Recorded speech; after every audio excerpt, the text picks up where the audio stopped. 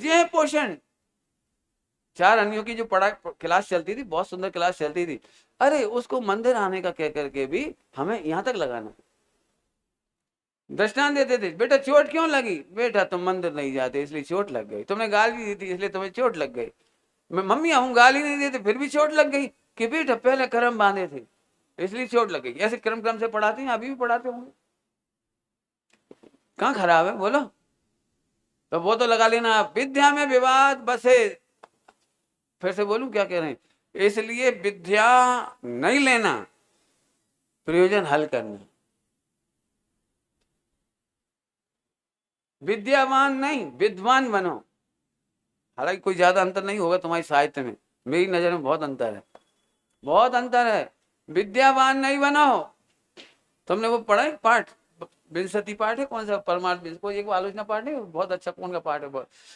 हाँ, रत्नाकर पंचविंशति। क्या लिखा है? मम जीव पे विद्या बसी, झगड़ा मचाने के लिए मम जीव पर विद्या बसी।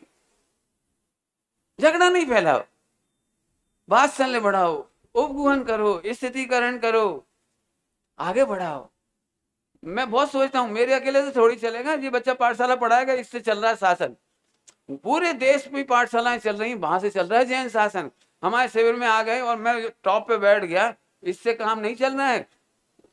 IPL 11 खिलाड़ी नहीं खेल रहे, वो गली गली की क्रिकेट में से जो निकल रहे हैं ना, गली गली की क्रिकेट, फिर डिस्ट्रिक्ट, फिर स्टेट,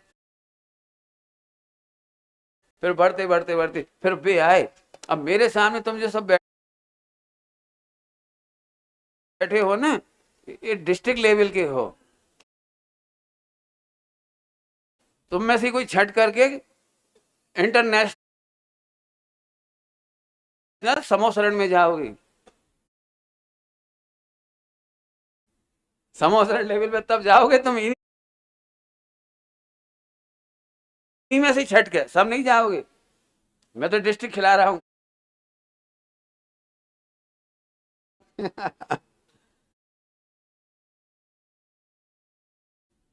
एक दिन वो भी आएगा, इन्हीं में से बहुत रुचि वाले जीव वहां तक जाएंगे। और एक दिन ऐसा होगा तुम ही में से कोई कोच बन जाएगा, केवली।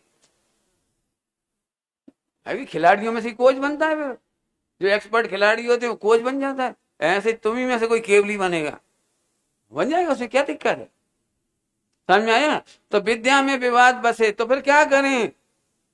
सुख का उपाय विद्या नहीं है, इंफॉर्मेशन नहीं है, बुकिशनेस नहीं है, वो तुम्हारी क्या है, द्वादशांग नहीं है। विद्या 11 अंग 9 पूर्व का नाम हो सकता है। हाँ, तो फिर क्या करो? विद्वान बनो।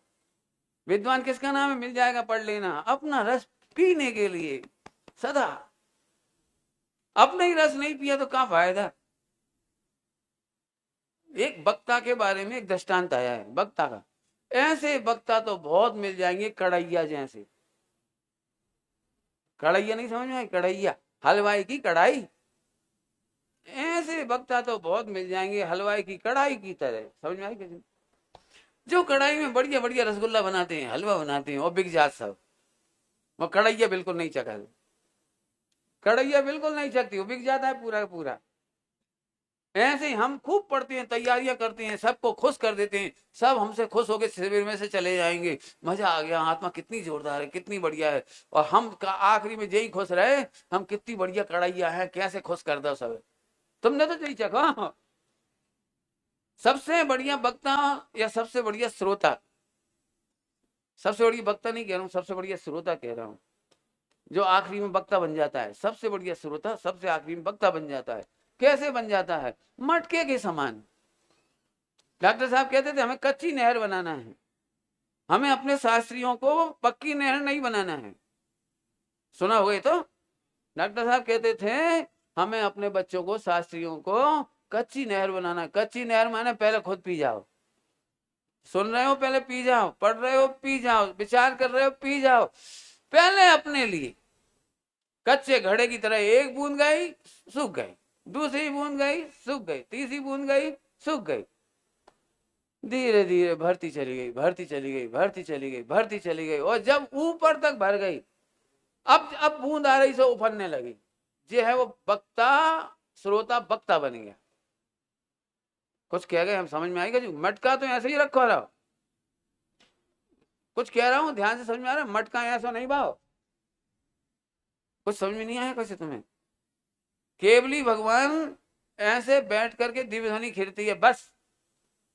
मैं दूसरी बात कहना चाह रहा हूं, यदि हम श्रोताओं को देख करके झुक झुक करके प्रवचन करेंगे तो हम फिर मग्गा वाले बनी, मग्गा वाले श्रोता।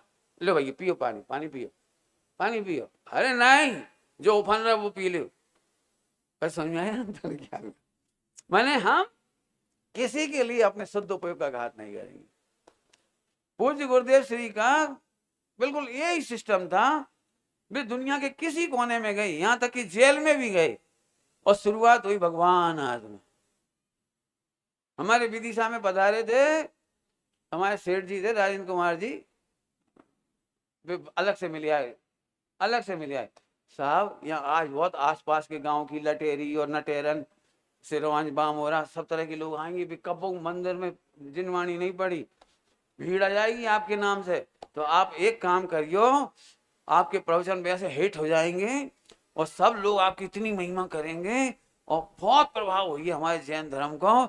आप जे कहियो छान के पानी पियो, रात्रि भोजन नहीं करो, आलू मत खाओ, सच्चे जैनी बनो। ये कान में मंत्र फूक के आए थे, मैं नाम बता दिया, मैंने नाम भी बता दिया किन्ने कहा था, क्योंकि ये घटना उन्होंने मुझे सुनाई थी, उनने सुनाई थी, इसलिए मैं उनका नाम लेके सुना रहा हूं। फिर मैंने उनसे पूछा फिर कहा भाव, फिर कहा भाव भैया बे तो अपने भाई धड़ाधड़ भाई बोलत रहे, और जैसे उनकी नजर हमारे ऊपर गई तो हमने हाथ जोड़ ले, मैंने हमने इशारा करो। तो फिर वे थोड़ी देर के लिए ट्रैक से उतरी, उन्होंने कही क्या मैं अजैनों की सभा में आया हूं? जो रात में खाए, पानी छान के ना पिए, मंदिर नहीं जाए, जिनवाणी नहीं पड़े, वो तो जैनज न थी, जैन ही नहीं है। क्या मैं अजैनों की सभा में आया हूं? मैं तुम्हें आलू त्यागने के लिए कहूं? अरे मैं भगवान हुआ, भगवान बनने के लिए जन्मा। 1 मिनट के अंदर ट्रैक वापस। सच्ची घटना है, विदिशा की। जेल में गए, अब जेल में हत्या करने वाले व्यक्ति को संबोधन करना था, हत्या करने वाले व्यक्ति को। कुछ नहीं, अपराधी तो वही होती है, सारे चोर, ये सब तरह के लोग। गुरुदेव एक ही बात बड़ी करुणा से बोली, हाँ तमे पण भगवान छो, परमात्मा छो, तमे अपराध करबू सो तू ना छी। बाकी वही बोले सब, भाई इतनी सी लाइन बोली, वो रोने लगे लोग। आज पहली बार कोई आया जो हमें परमात्मा कह रहा है, अपराध सोबतू न थी। बस चरणों में गिर पड़े, आंखों में आंसू आ गए। साहेब अब यहां से निकलेंगे तो हम कोई अपराध नहीं करेंगे, नहीं करेंगे अपराध, बात खत्म हो गई। मेरा काम भी पड़ा जेल जाने का, वैसे नहीं। मुझे गुरुदेव श्री की ये बात याद थी, मेरे को गुरुदेव श्री की ये बात याद थी, और मैंने उनके बीच में वो भगवान आत्मा वाली बात जरूर बताई, जरूर बताई। मैंने कहा तुम सब भगवान हो, भूले हुए भगवान हो। मैंने एक लाइन बोली जेल में, तो वो जेलर बैठते हैं, सुपरटेंडेंट बैठते हुए चौंक गए, एकदम घबरा जाते हैं ना, उनको बैठना जरूरी होता है, क्या हम लोग क्या पढ़ा जाए। तो बैठे हुए थे सब सुपरटेंडेंट और जेलर वगैरह सब। तो मैंने बोला ये तुम्हारा महाभाग्य है कि तुम जेल में आए हो। वो बेचारे मेरी शक्ल देखने लगे। मैंने कहा भैया जो पहली बार अपराध करके जेल में आ जाता है वो महाभाग्यशाली है कि भविष्य में अब अपराध नहीं करेगा। लेकिन जो 10-5 साल तक नहीं पकड़े जाते हैं वे महा अपराधी बन जाते हैं, उनका जीवन कभी नहीं सुधर पाता। अरे तुम तो जेल में आए हो तो तुम्हारे लिए तो बहुत सुंदर अवसर है, जैसे हम बाथरूम से नहा धो करके शीतल होके निकलते हैं, ऐसे तुम यहाँ से निकलो तो ऐसे निर्दोष होके निकलो कि जिंदगी में कोई तुम्हारे ऊपर उंगली ना उठा सके। बाकी फिर सारी चर्चा करी। मैंने कहा जेल आना पाप का उदय नहीं है, जेल आते रहना पाप का उदय है।